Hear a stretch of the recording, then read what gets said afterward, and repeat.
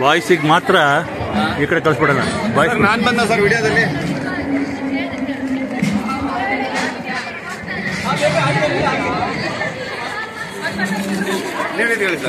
ಈ ಕಡೆ ಬೈಕ್ ತೊಳಿ ಸರ್, ಜಸ್ಟ್ ಹಿಂಗೆ ಇಟ್ಕೊಳ್ಳಿ ಸರ್.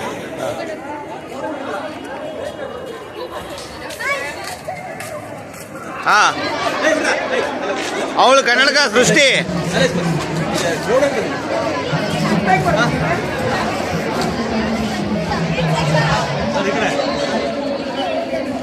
ಎಚ್ ಸರ್ ಬರ್ರಿ ಇಲ್ಲಿ ಸರ್ ಕಡೆ.